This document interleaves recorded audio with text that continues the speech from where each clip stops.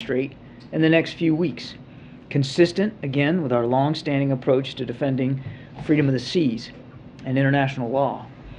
And we will take further steps to demonstrate our commitment to the security of our allies in the region, and that includes Japan. Beijing's actions are of concern to Taiwan, to us, to partners around the world. You probably saw the G7 yesterday rejected Beijing's attempt to coerce and intimidate Taiwan, which is a leading democracy. The nations of ASEAN also released a statement overnight about the importance of de-escalating tensions in the Taiwan Strait. And today, the Japanese government reported that 5 PRC missiles landed in their exclusive economic zone, noting their grave concern. Another example of how China's actions are undermining peace and security in the region. And we're going to continue to communicate closely with our partners around the world, which we have demonstrated over and over again is a strength of this administration.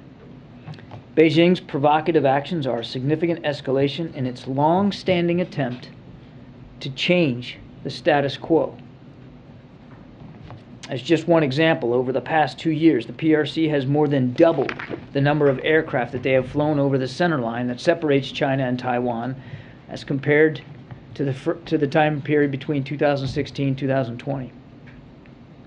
And Beijing has pursued economic coercion, political interference, and cyber attacks against Taiwan, all of which erode the cross-strait status quo. The United States will be resolute, but also steady and responsible. We do not believe it is in our interest, Taiwan's interest, the region's interest, to allow tensions to escalate further, which is why a long-planned Minuteman III ICBM test scheduled for this week has been rescheduled for the near future. As China engages in destabilizing military exercises around Taiwan, the United States is demonstrating instead the behavior of a responsible nuclear power by reducing the risks of miscalculation and misperception. We will continue to demonstrate transparency in our U.S. ballistic missile tests through timely notifications. That's a practice that China has often rejected. Rescheduling this test will not in any way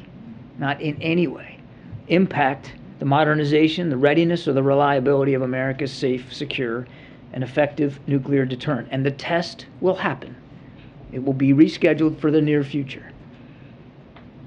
I want to reiterate, as I've been saying all week, nothing has changed about our One China policy, which is guided by the Taiwan Relations Act, the 3 joint U.S. PRC communiques, and the 6 assurances. And we say it that way every time because it's exactly consistent.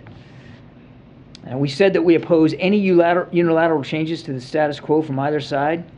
We've also said we do not support Taiwan independence and that we expect cross-strait differences to be resolved by peaceful means. We're also maintaining communication with Beijing. As President Biden told President Xi, the speaker's visit was consistent with our One China policy, that she had a right to visit, and that a previous Speaker of the House has also visited Taiwan before without incident. This is how we're going to defend America's national security interests and our values. And that is how President Biden directed us to operate in the days ahead, with consistency and clarity and transparency. We'll keep doing what we're doing, and we're going to keep supporting cross-strait peace and stability because it matters, not just in the Strait, not just to Taiwan, but to the entire region. With that, take some questions. Thanks, John. A couple questions about Brittney Griner's sentence. First off, why do you believe the Russian judge chose a 9-year sentence for what appears to be a very minor infraction? I certainly can't get inside the head of a Russian judge. What we have seen similar maximum sentences for drug charges of foreigners in Russia. They typically, it's just historically speaking, foreigners that are arrested on drug charges and then convicted under their system tend to get much higher sentences than would be Russian citizens, but I honestly can't speak to it. I will tell you that, as Karine rightly said, she shouldn't have even been on trial. She's wrongfully detained. Absent that, we find the sentence reprehensible in its scope. You know, some details of the U.S. Prisoner swap offer have obviously been public.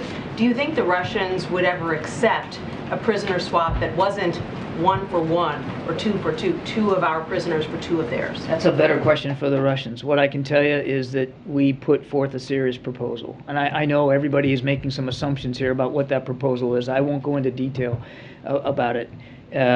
But it's a serious proposal. We urge them to accept it. They should have accepted it weeks ago when we first made it.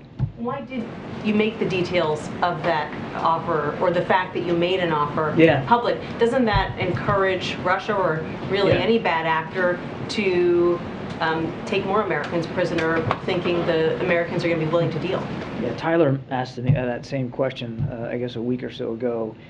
We didn't make it public. We didn't make the decision to make it public lightly. I mean, it's not the kind of thing that you typically do. But what was happening in her case a week ago, what wasn't happening in our negotiations a week ago, and in the context of her having to testify in her own defense at a sham trial, all of that played into our decision to at least make public the fact that there was a proposal. It was an earnest attempt to see if we could get to some outcomes here, and we're still gonna keep making those attempts. Thank you so much. You had called a counteroffer by Russia unserious, which involved their offer that the U.S. release a convicted Russian national who's being held in Germany, convicted of murder. Is it still an unserious offer? Are you giving it another look in light of the sentence? Nothing's changed about our position on that topic. I mean, I don't think we'd go so far as to even call it a counteroffer. President Biden said today, in response, my administration will continue to work tirelessly and pursue every possible avenue to bring Brittney and Paul Whelan home safely as soon as possible.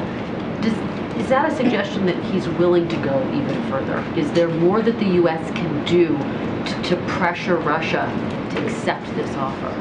I think Karine covered it really well in her opening statement. I mean, the president's laser focused on this, and he and the whole team are working this literally every day. And just like I won't get into the details of the proposal that we've put forward, I don't think it would be helpful to Brittney or to Paul for us to talk more publicly about where we are in the talks and what the president might or might not be willing to do. I just want to, again, reiterate what Karine said. He wants to see Brittney and Paul home, and he's personally involved in seeing to making sure that outcome happens. Very quickly, has the president spoken to Brittney Griner's family? Does he plan to do so? I don't have any recent, in terms of the last couple of days. I don't have any not in the wake of the sentencing. Okay. No. And just very quickly on China, given what China's actions that you talked about at the top, does the administration believe it was a mistake for House Speaker Nancy Pelosi? We have said consistently that the Speaker had a right to go.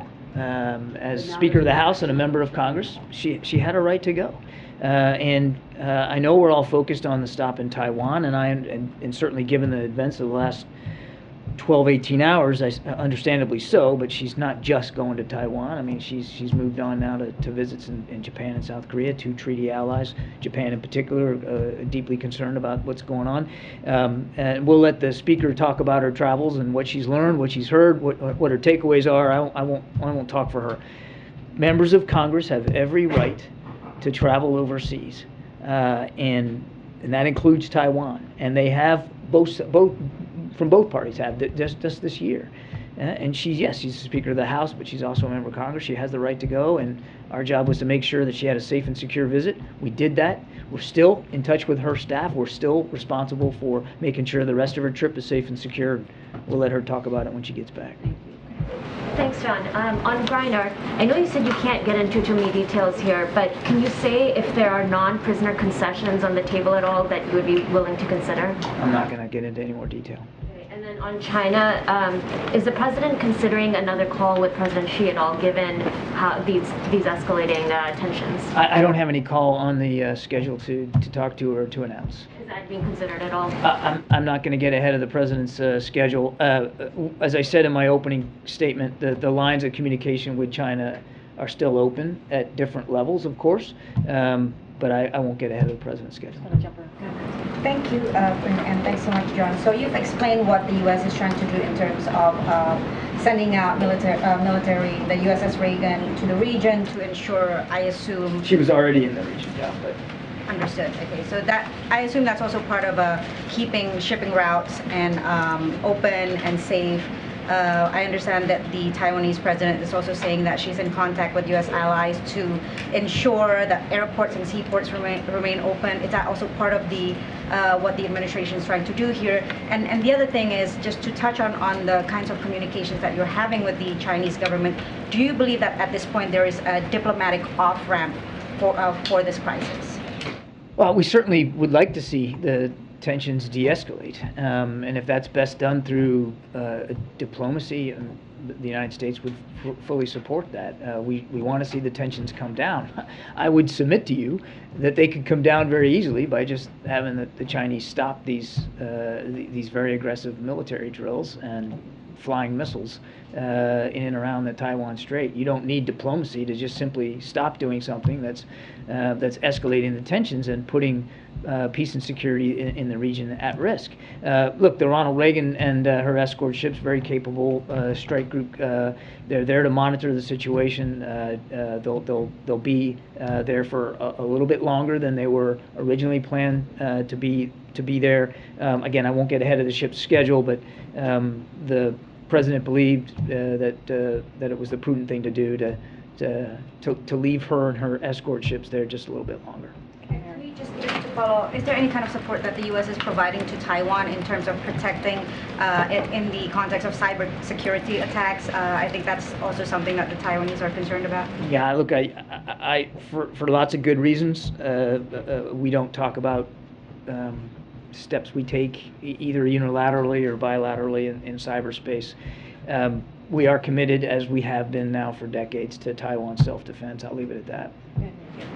Give us a sense of what Griner's sentencing may mean for negotiations. Her Russian lawyer had said that a deal wouldn't be possible until after she was convicted and sentenced. So now that that's happened, is it more likely, you think, that we may see them willing to negotiate? Essentially, does a conviction open new doors for negotiation? That's really up to the Russian side. We're still open to having our proposal seriously and positively considered. And if on the Russian side that means that they feel like they're more empowered to do that, then so be it. We want them to take the offer that's on the table because it's a good one, it's a fair one, and it'll help bring Paul and Brittney home. And if this is what's it's gonna take to get them to yes, then okay, let's get to yes. Let's get them home. And it has been now almost a week since Secretary Blinken and Lavrov spoke over the phone. Have you gotten any serious signs from Russia that they're willing to negotiate? Is there any glimmer of progress since then in the last week? I'm not going to negotiate in public.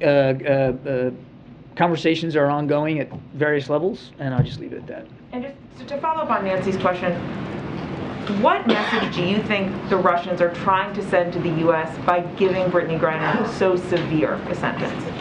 Again, I can't speak for the Russian judge, and your question presupposes that it's a message-sending exercise. Maybe it is, maybe it's not. As I said, historically, what we've seen is foreign-born citizens that are arrested and convicted of drug charges tend to get, just historically, anecdotally speaking, tend to get higher sentences, almost to the max, which in many cases is 10 years in Russia, as opposed to Russian-born citizens of the country convicted of the same offense. It's just, it tends to be the case there. So honestly, I wish I could get inside the judge's head. I can't do it, so I can't define why he chose 9 years. As I said to Nancy, it's a reprehensible sentence. She shouldn't have been on trial to begin with, but that's why I think that's why you saw the president come out so strongly against this sham trial to begin with. But to be clear, do you think she's being used as a political pawn here?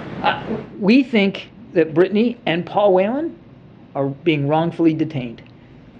they are being wrongfully detained. They need to be let go. They need to come home. We're going to keep working on that. I cannot ascribe Russian motives or intent here.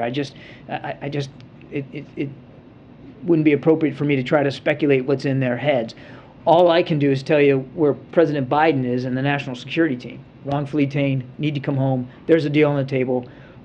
Let's make the deal. Let's get them home. I'll come back there and Peter and then Jimmy, and then I'll come back. Thanks, John. Why is it that over the last couple months, President Biden's been so much tougher on Russia than he is on China? I wouldn't agree with the premise of the question, Peter. Well, I think when Russia was getting aggressive around Ukraine, the president was out every couple days telling Putin, don't do it. And now China is getting aggressive around Taiwan, and we're not hearing anything like that from the president. Oh, beg to differ. We've been standing up here for almost a week, Peter, talking about our concerns about what China was preparing to do. We put out declassified information that we saw what the Chinese playbook was going to be. Look, I stood at another podium not long ago, and much of the same way we reacted then, we're reacting now in terms of being honest and transparent about what's going on and calling it out for what it is. And then today, talking about exactly what we're going to do to make sure we can help preserve a free and open Indo-Pacific. So I'm afraid I just challenged the premise of your question. I know you said that there is not a call scheduled with Xi. Is there a reason why? Because President Biden's known him for decades. Yeah. He's got a lot of free time up there in the residence this week. He doesn't have free time. Is there a reason he can't just pick up the phone and call? He's been working all the way through his illness, quite frankly, Peter. So that's a little bit insulting. And as for a call, it is. It is. That someone who is isolating by themselves. You suggested he has a lot of free time, as if he's not doing anything, and you know that's not the case, Mr. Ducey. Now look, as for a call with President Xi, I don't have anything on the president's schedule to speak to. If ever the president felt like a call with President Xi was the appropriate way to respond, or that it would have an effect and an outcome that he wants to achieve, he certainly would be willing to do that. He's talked to Xi now 5 times. It's not like he's afraid to pick up the phone and call President Xi. And if there's if a call's the right answer, I'm sure that President Biden will do that. But I'm not going to get ahead of the president on this. I do want to stress, I said it before, but I do think your question begs me to say it again, that the lines of communication are still open with Beijing, and we're using those lines of communication. And I think you'll see that in days to come as well. That's really important. And that's one of the reasons why President Biden made that call a week or so ago, was to make sure, and you saw it in Karine's readout, to make sure that those lines of communication stay open, and they are. Jeremy, and then I'll come to the back. Thanks. John, you said a few moments ago that the president's been personally involved in Brittney Griner's case. Can you talk about what that has involved beyond getting daily updates on her situation, and whether or not the president would be willing to speak directly with President Putin to negotiate her release and the release of Holloway? When I say personally involved, I mean he's in constant touch with all the members of his team that are working on Brittney's case, and it's not just Secretary of State Blinken, Jake Sullivan, the Special Presidential Envoy for Hostage Affairs, the Deputy Homeland Security Advisor, Josh Geltzer. I mean, there's a lot of people involved in here, and he's driving a process of continual updates that he can get from his team. He's offering guidance to them as needed. You've seen that he has talked to Mrs. Griner herself, and certainly would expect that he's going to continue to have those kinds of conversations going forward. He's staying focused on this. And as for speaking with President Putin directly? Oh, I'm sorry. Again, I don't have, similar to the president, I don't have any calls to announce or speak to with President Putin. The president is comfortable that the proposal that we put forward is a serious one, and he urges the Russians to accept that proposal so we can get Brittney and Paul home. And then you talked about the decision to make public that you had made an offer to the Russians, and you suggested that part of that was perhaps to put some pressure on the Russians because they hadn't been really all that responsive. Do you feel like making that offer public has changed anything? Has changed the status quo? Have you achieved the desired outcome of that decision? Well, she's not home. Neither is Paul. So can we say that making it public had a direct line to bringing them home? Not yet, but we hope it will. We hope it will. We felt it was important to make sure the American people knew, but as well as people around the world, how seriously we're taking these two cases, and that so seriously, in fact, that we had made a proposal that we believe the Russians ought to accept. And you'll notice that the day after we did that, the Russians started talking, even publicly.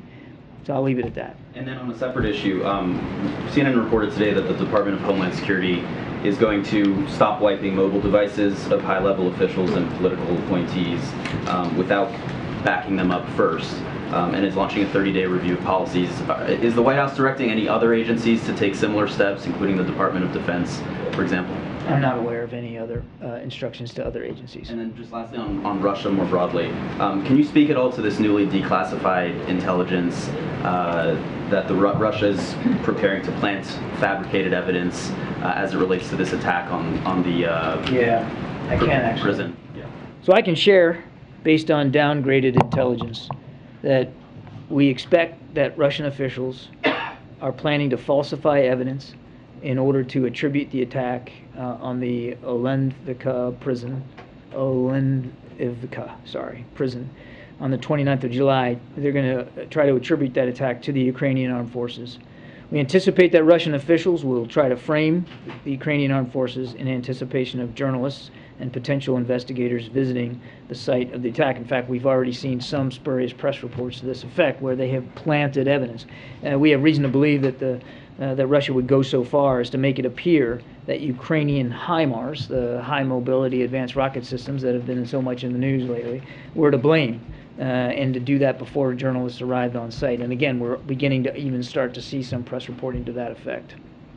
Okay, way in the back in the blue, way in the back. It's me. Yes, thanks. You're not in blue, James. John, yes. When you say that the U.S. is prepared, when you say that the U.S. is prepared for what China will do you mean that you are prepared to engage militarily? I'm saying we are prepared for what China may do, and I think it probably wouldn't be a good idea to go into a great level of detail on that. Let me say that when I say we're prepared for what China may do, it's across all the tools of government power. It's not just about the military. We have a robust military capability in the region. We have strong alliances and partnerships in the region. We also have economic throw weight, right? And we have diplomatic throw weight. There's a lot of things that the United States can bring to bear if we feel like we need to. But here's the thing. We shouldn't need to do it. And it shouldn't come to blows. There's no reason for this manufactured crisis to exist. The Chinese have used Speaker Pelosi's trip as a pretext. Yes, they're claiming it's a protest. I got it. But it's also a pretext to try to up the ante in tensions and to actually try to set a new status quo, to get to a new normal where they think they can keep things at. And my point in coming out here today was to make it clear that we're not going to accept a new status quo, and that it's not just the United States, but the world will reject it as well. After the last talk between President Biden and Xi, there were indications that a meeting between the two presidents may take place. There was a room for that. Given the current situation, do you think there's a room for a meeting between the two presidents? Nobody's ruling out the possibility for a meeting between the two presidents. Phil, then Ed. There's reporting that the Biden administration is lobbying against legislation that would designate Taiwan as a major non-NATO ally. Can you tell us if that's accurate? And as we move towards what President Biden has often described as an era of autocracy versus democracy, should we be strengthening ties with Taiwan by entering into such a designation? I think we're, with respect to this proposed legislation, I think we're going to avoid too much comment right now. We certainly appreciate and respect the role of Congress, and frankly, the support across the aisle this year and so many years in the past for support to Taiwan. But I don't think it behooves us to try to get ahead of some proposed legislation before it moves further on down the ways. I will only add that the Taiwan Relations Act, which is the law of the land, does provide the administration a lot of vehicles and venues, and we get fixated on the Taiwan Relations Act in terms of a security perspective and arms sales, and those have continued under this administration, and they will continue under this administration. But if you read the act, there's an awful lot more to it than just arms sales, and we fully respect that law of the land. We'll follow that law of the land. It does provide on its own an awful lot of flexibility and authority for the administration to continue to support Taiwan, particularly in their self-defense, and we're going to keep adhering to it. And then just a quick follow-up. You mentioned this briefly about the canceled ICBM test. Can you speak more generally to the decision not to move in that direction, to cancel that? Was that the president's decision? And I guess can you put a little bit more meat on the bones in terms of lessening tensions right now? Yeah. First of all, it's not canceled. It's only been postponed, and it's been postponed for a short period of time. I'm not going to tell you what the date certain here is on the calendar, but there is a date certain, and it's just been postponed for a short period of time. So it's still going to happen, and because it's not being postponed for an exorbitant amount of time, it's not going to have, as I said, any effect on our nuclear readiness. The decision came in light and in context of the tensions that we're seeing right now, and they're pretty escalated. I mean, temperature's pretty high, and the president believed, and the national security team believed, that a strong, confident, capable nuclear power can afford to wait a couple of weeks for a test to make it clear, not just in word but in deed, how serious we are when we say we have no interest in escalating the tensions. We don't think there should be a pretext for crisis or conflict. And we're not, as I said in my opening statement, we're not seeking one. And this decision to postpone for a short while is meant to prove indeed what we're saying in words about how serious we are. It's the responsible thing to do. It's the strong, confident thing to do. And the president stands behind that.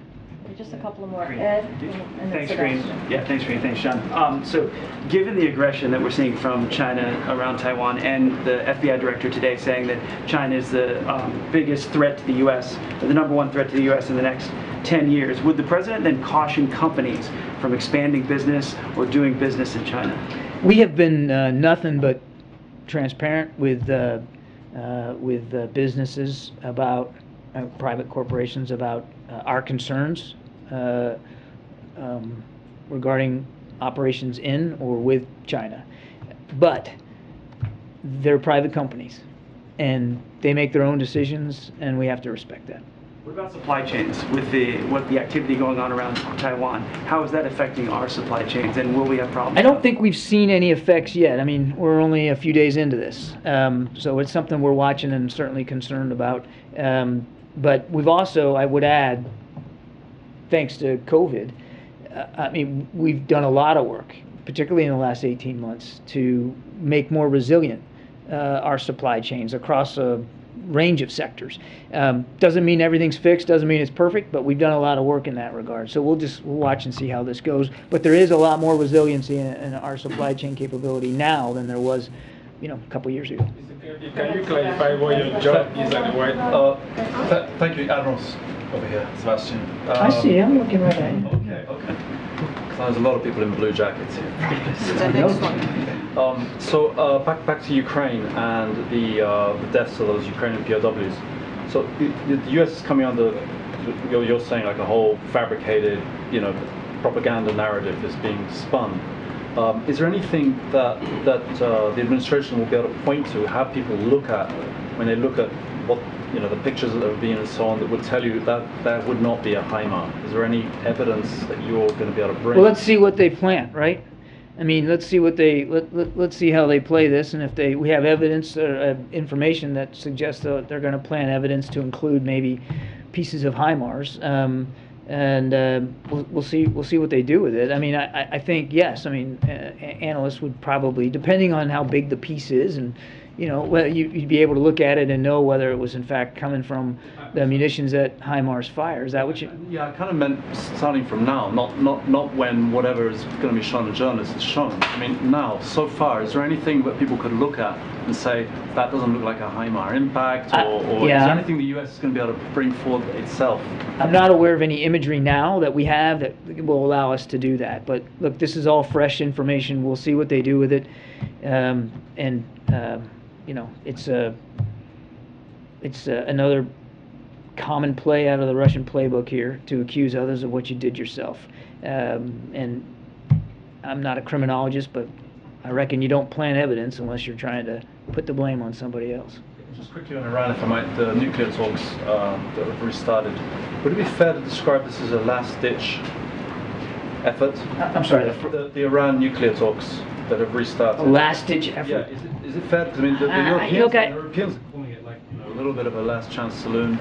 I would tell you clearly, I mean, look, the negotiations are pretty much complete at this point. You heard the president say, we're not going to wait forever for Iran to take this deal. It's a deal on the table. They ought to take it.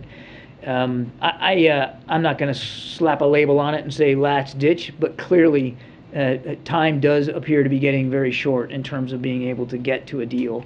And again, we urge Iran to take this deal on the table. No problem in the Middle East, none. It gets easier to solve with a nuclear-armed Iran. Karine, way back. Thank you very much. The U.S. Senate, as well as President Zelensky, called on the administration to designate Russia as a state sponsor of terrorism. Is President Biden willing to do it? The State Department's taken a look at the possibilities around the potential designation. They're still looking at that. I don't want to get ahead of their process. I would also add that a lot of the things that designation, a lot of the authorities that come with it, I mean, a lot of the actions you can take were already taken. I mean, we have levied unprecedented sanctions against Russia, just unilaterally from the United States, let alone the rest of the world. And one more on China. You just a few minutes ago said that China is trying to set a new status quo, a new normal. Could you elaborate on that? How do you see what they exactly want to achieve by creating this crisis? Well, you've seen them fly over the median line, on several occasions in just the last 24 hours. You've seen them now declare naval operating areas, exercise areas, much closer to the island than they did 25 years ago. You've seen them now fly at least 11 ballistic missiles in and around the Taiwan Strait, and apparently, according to our Japanese allies, at least a couple of them landed in their economic exclusion zone, which means they most likely flew over the island. You could see a scenario where they're just taking the temperature up, right? They're boiling the frog, right? They're taking the temperature up to a higher level with perhaps the intention of maintaining that sort of intensity, or at least being able to conduct those kinds of operations on a more frequent, regular basis going forward. That's a different status quo than the one that we had just a few days ago, just a week ago. And we're not going to... They may take a military action against Taiwan? I'm not going to speculate for what the Chinese may or may not do. We're telling you what we're seeing, and we're telling you what we're expecting. We're expecting more exercises, more bellicosity and rhetoric.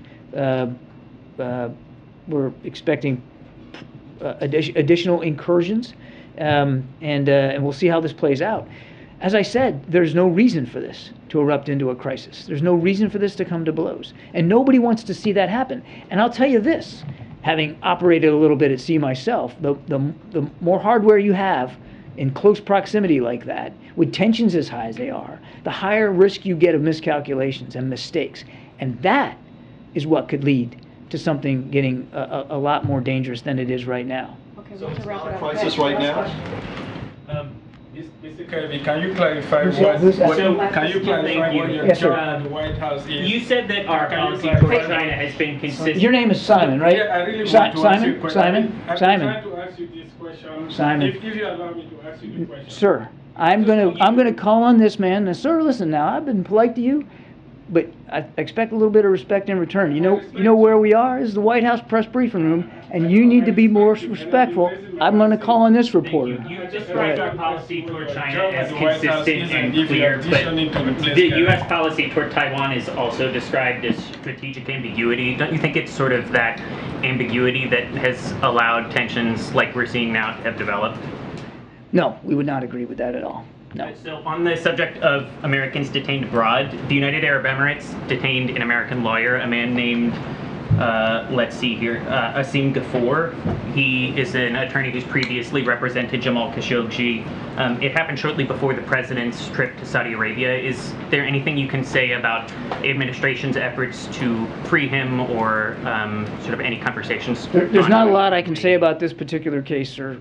We're certainly aware, we're monitoring. I would refer you to the State Department to speak more on that. I'm afraid I just am not able to talk much about that particular individual in that particular case. Hungary's head of state, Viktor Orban, is coming to the United States. He's going to speak at a conservative political conference in Dallas. Has the administration been in touch with Hungary at all over the trip? Is there any planned conversation that might happen? No and no. It's a private visit. Is the administration concerned at all with sort of an authoritarian-leaning leader coming to the United States to pursue this? He's coming at a sort of private invitation, and Mr. Orban and the CPAC, they can talk about his visit. Thanks, everybody. Appreciate it. Thanks, John. Mr. Kirby, can you react to a letter that you received today from a law firm in D.C.?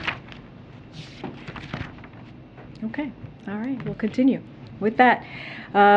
So we all know how annoying it is when your flight is canceled or delayed, and then it either takes forever to get your money back, or you only get a flight credit for that airline. I'm sure many of you have gone through that the last several months.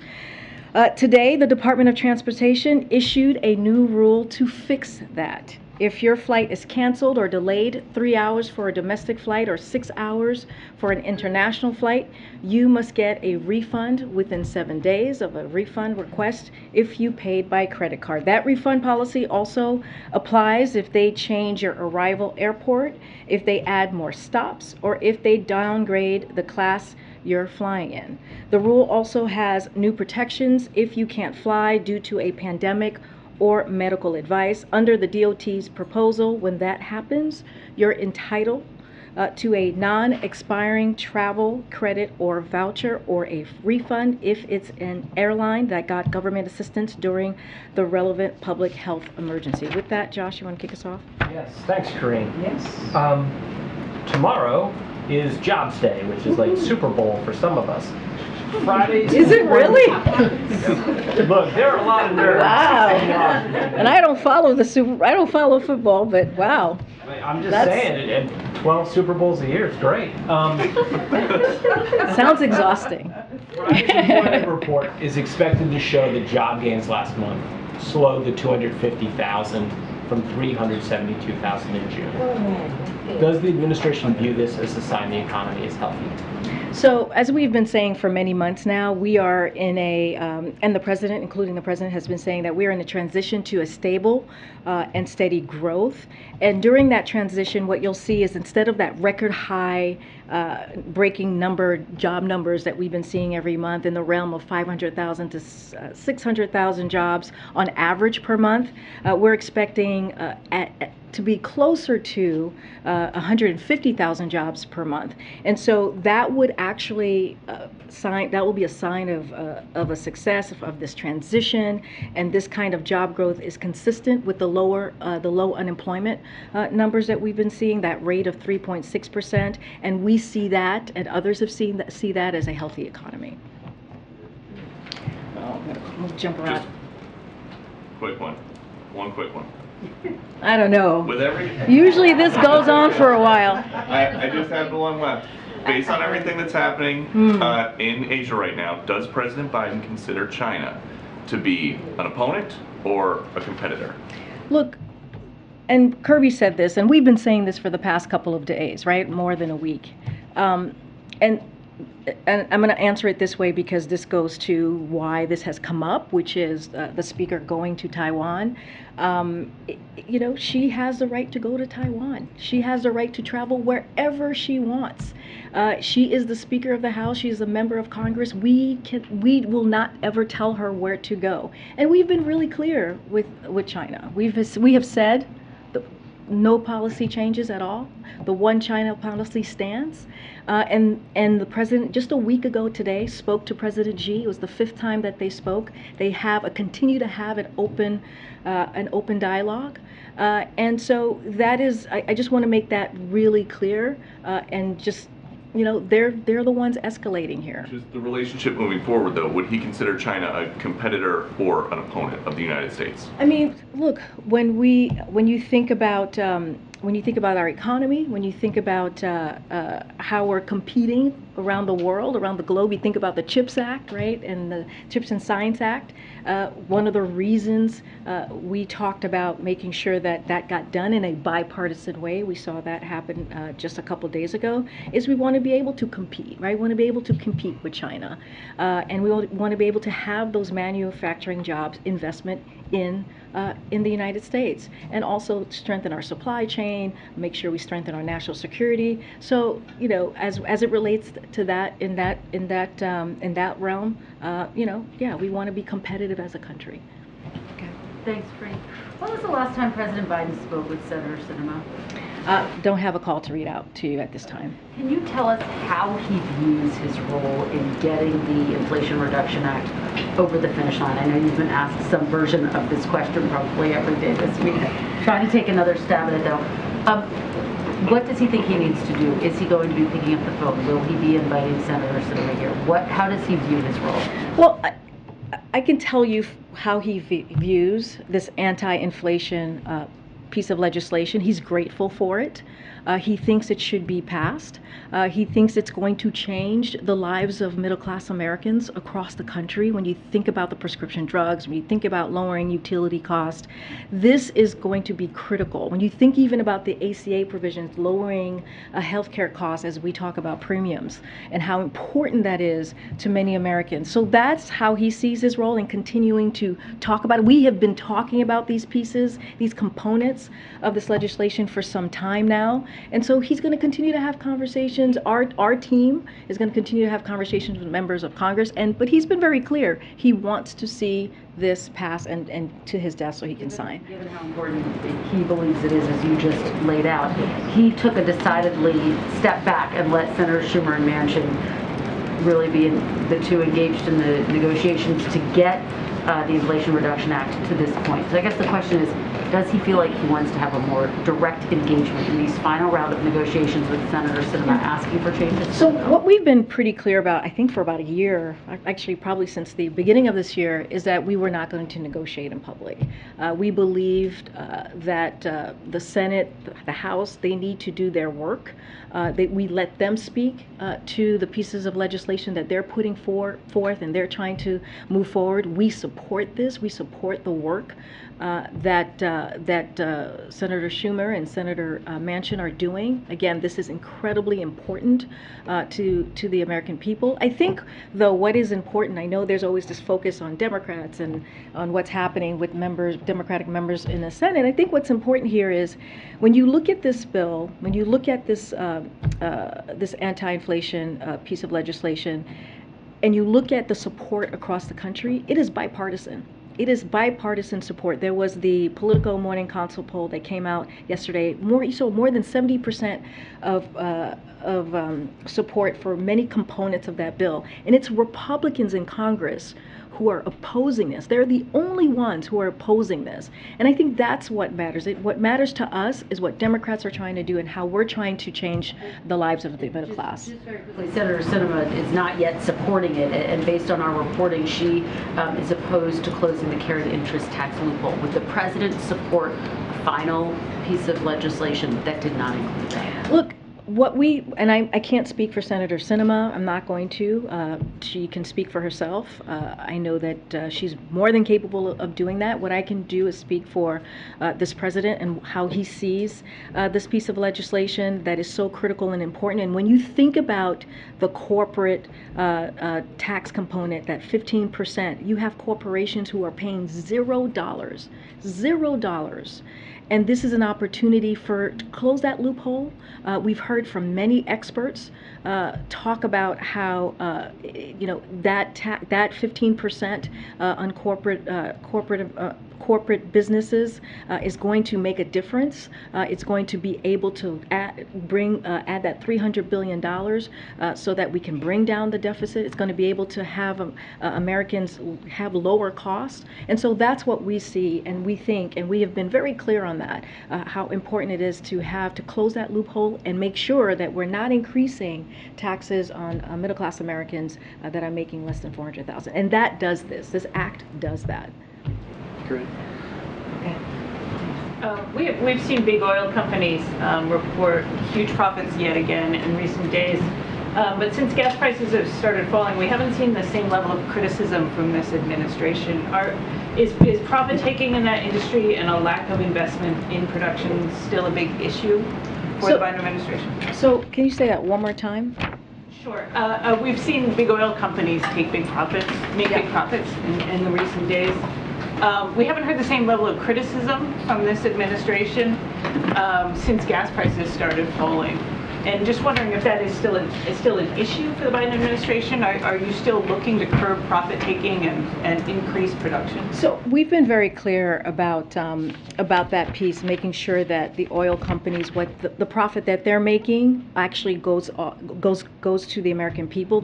We say this all the time. The American people should not be the first one to pay the increased costs and the last ones to see the benefit. And we all continue to call on oil companies to make sure that they pass on that profit to Americans. I want to talk a little bit about, we had the Department of Energy had that meeting with oil companies, and it was very constructive, the conversation with oil companies, and we welcome the steps that they are taking to increase production.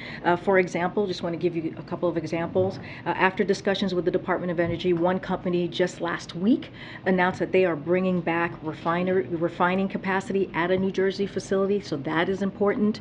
And in June, America produced on average 12 million barrels of oil a day, and that number continues to increase and is on track to reach record high. So all of these things are important as we're trying to bring prices down. Oil is down about $25 a barrel from June. Gas prices have gone down every day this summer and are now below $4 for most of the country. So that indeed matters. And so we're going to continue to do the work. We know that we have to give Americans, as you hear the president say, a little bit of breathing room, and we're going to continue to do that work to make sure that happens. Okay. Thanks, Karine. Does the president have any plans to intervene or fire the Inspector General of the Department of Homeland Security, Joseph Kukari? No. We asked your predecessor, Jen, talking about this in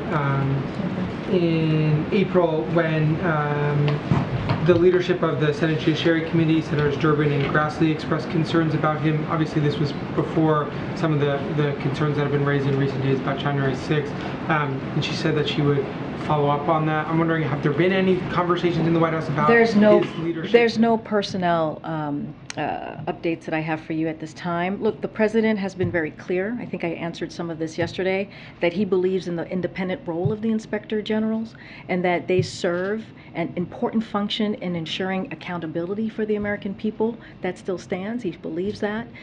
So, again, we've seen the reports as you're laying out, and the comments from members of Congress, as you just told me, expressing concerns with his performance. But again, we believe in the independent role, and I don't have any news for. Follow up on that, you said that the job of the Inspector General is, as you just outlined, does the President have confidence that, given what has unfolded in the past few days and weeks, does he still have confidence in his ability to do that in putting shopkeepers out? Well, it's important to do the job that the Inspector General is doing. We have confidence in that. Again, we're not going to comment any further than that, but we have seen the reports. And just one more that I want to follow up on that I asked earlier this week about the President's own COVID protocols.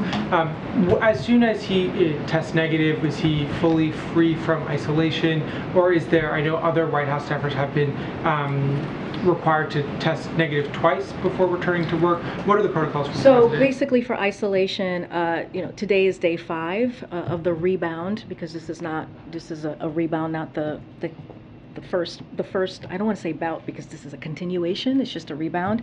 And so he will remain isolated until he tests negative, as we previously stated. And so when we're doing that test to make sure that he's negative, that is above and beyond, as you kind of, I think, were alluding to. That's what the White House protocol is for us. And so we won't see him again until at least in person. You guys have seen him virtually, and he's been working from the White House residence these past couple of days until he has, at least in person, until he has that negative test. So just one day, the first time he tests negative, he will be... Well, the last time we shared, because of his unique role, right, he is the president, and we've tried to make sure that we protect all of you and we protect the staff. We did do two tests and make sure they were both negative. Karine, can I follow up on Tyler's question, please? Thanks, Karine. On the issue of the Chinese tariffs, the President has been waiting for some time whether or not to ease some of those tariffs. And just given the aggressive action we've seen out of China since Speaker Pelosi's visit, I'm wondering, will that factor into this decision on the tariffs at all, or does the White House see those as two separate issues? I'm not going to go into any detail of the thinking of how we're moving forward with the China tariffs. I know it's been on the questions on the minds of all of you, a question that's been out there. The President is taking this decision very seriously, and once he makes his decision, we will share that with all of you. Thanks, Karine. Just to put a finer point on Tyler's question, will it be 2 negative tests this time, or just 1? Yes, we put out a pool note that said just that, I believe, on Saturday. I don't think you guys said clearly whether it was 2 negative tests like he did the first time, or if 1 will be sufficient. Well, what we're going to do, there's 5 days of isolation. This is the 5th day. We will have a negative test. It is up to his doctor to decide, if there will be a second one. What we did last time, what I can speak to, and we shared that, his personal physician shared this, that they did 2 negative tests because of the unique role that he has, and that is something that his doctor decided. Okay.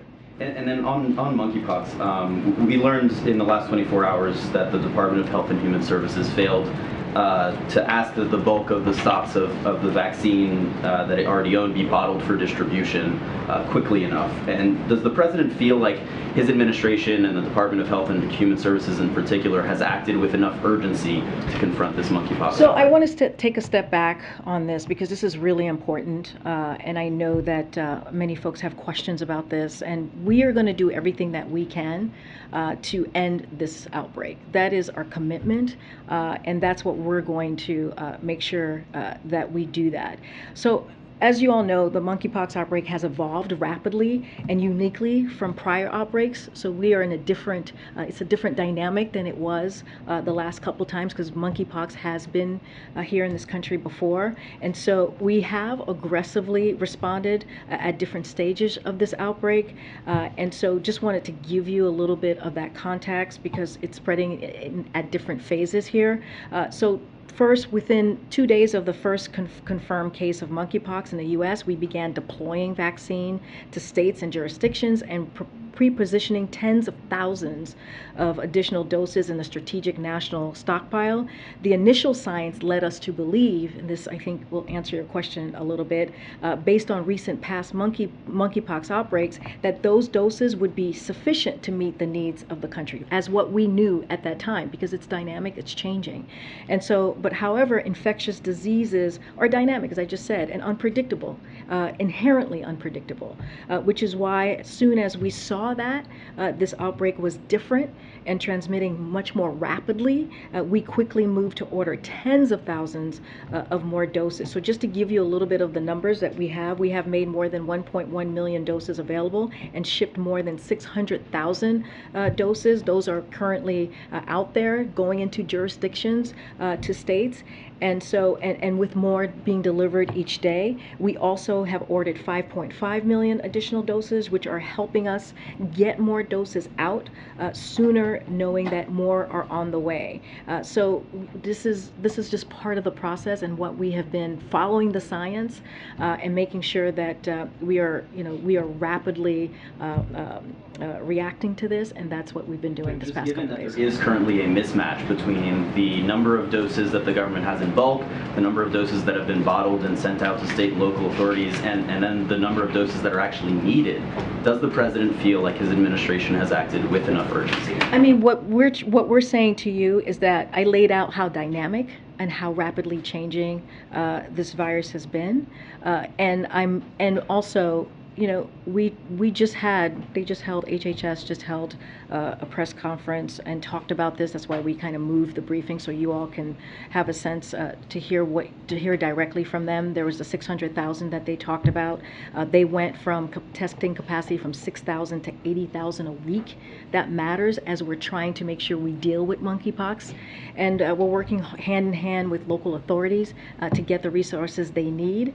And so, and as you also know, they took an additional step, which is to announce a public health emergency declaration of monkeypox. And that's important because what that's going to do is going to help accelerate the vaccine production and distribution. This includes new dosing strategies that have the potential to increase the number of available doses by 5-fold. So yes, the president has confidence in HHS, and let's not forget, we just brought on the monkeypox coordinators, the response team, which is going to also make a difference. And on that front, it does seem like this week you've named a monkeypox coordinator, you've now declared this public health emergency. It seems like the administration is shifting into a higher gear as it relates to responding to this outbreak. And I'm wondering, was there any new information that led to these steps and that higher gear response?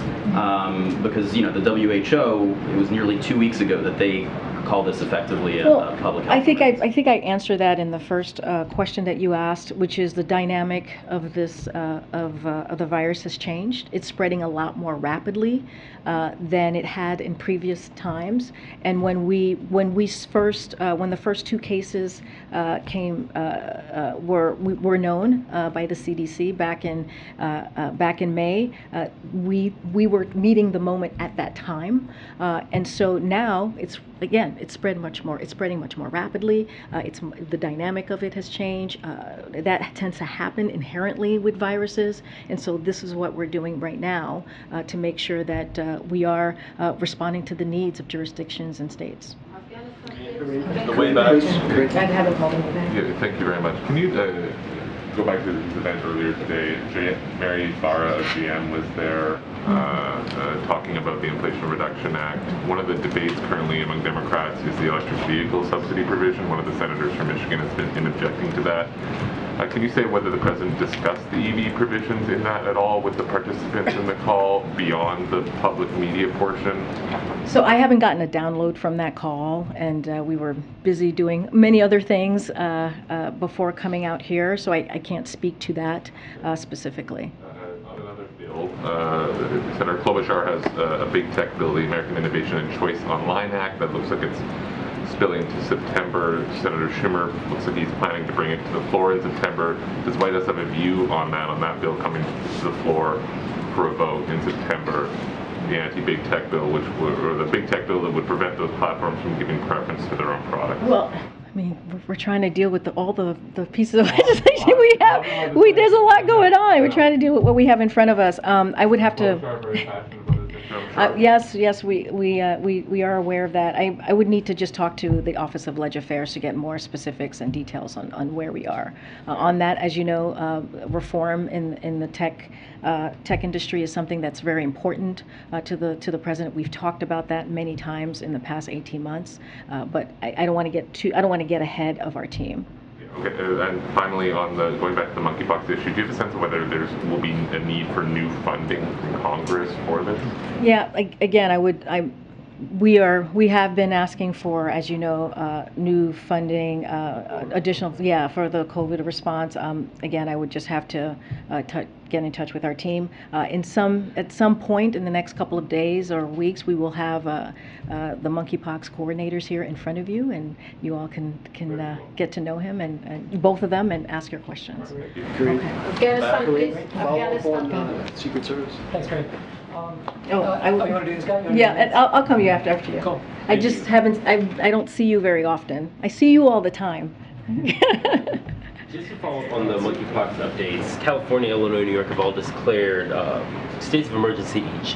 But due to the fact that most of them will be, how will declaring monkeypox as a public health emergency affect colleges and universities in those states particularly that have already declared a state of emergency? How the states for themselves, you would have to talk to the states directly on that piece because that's their own state emergency, public emergency. Is there any plan from the White House or any guidelines that would possibly come down looking forward to essentially explaining what the colleges and universities should do?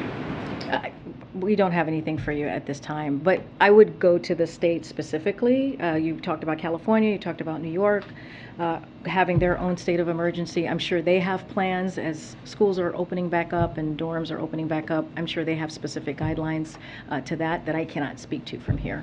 Yeah, there was a report yesterday that Kirsten Sinema, number one, she wants to nix the carried interest loophole, which is like a $14 billion revenue raiser, and also she wants $5 billion in drought resiliency funding.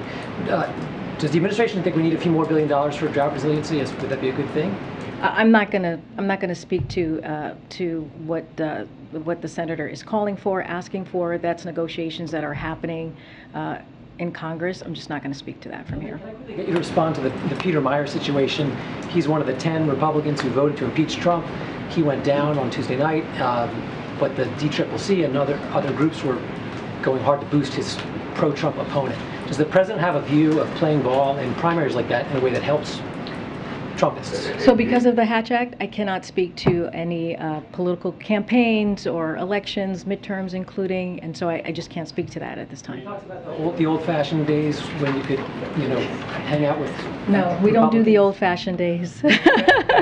We do it the right way. I'm just going to go ahead. Thanks, Karine. Can you walk us through the president's involvement and engagement on the monkeypox outbreak? When was the first time he was briefed on this? How he's getting updates on case numbers, testing capacity, vaccine supply and distribution?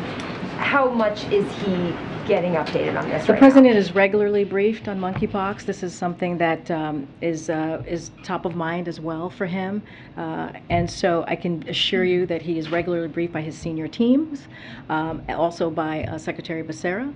I don't have a list of how many times he's been briefed, but he's very aware, clearly, of what's happening, and he actually is constantly asking, "What are we doing? How are we getting the vaccines out there?" and is clearly interested in the specifics and making sure we get this under control. You talked about how this virus has been evolving. We heard today from the conference call about how this is spreading very quickly. One of the criticisms during the baby formula shortage was that the president acknowledged later that he didn't realize at the time how bad that was getting, and that he didn't know how quickly that had gotten bad. Can you say now that the president was informed in a timely manner about how quickly this was spreading and how fast? What I can tell you is that this is an urgent matter, monkeypox, for this administration, for this president. That's why you have seen the announcements that we have made in the past several weeks, not even just today or yesterday or the day before. Last week we were announcing vaccines, 800,000, and now we're talking about how much have been shipped. Now we just announced the coordinators for that rapid response team. Again, this is a virus, as we know. Viruses inherently can be dynamic, and it is spreading rapidly, and we acknowledge that. When we first heard about the first couple of cases, we believe we met that moment, and now we are wrapping things up and making sure that we are meeting the moment across the country and what people need. That's why we have 80,000 capacity in testing. How important that is. We went from 6,000 to 80,000. That's why we now have 1.1 million vaccines. The other thing I do want to say is that as we're accelerated delivering of 150,000 JYNNEOS vaccine doses to the U.S., these doses, which had been slated to arrive in November, is now going to be in September. So again, we're taking this very seriously. We're accelerating and strengthening and our comprehensive response so that we can make sure that we end this outbreak, and that is the number one priority for the president. We'll be here tomorrow. I'll be back tomorrow. If you take a seat, I promise I will take your question. But you have to take a seat. Yep. Take everybody's question if they sit down. There are often not seats here.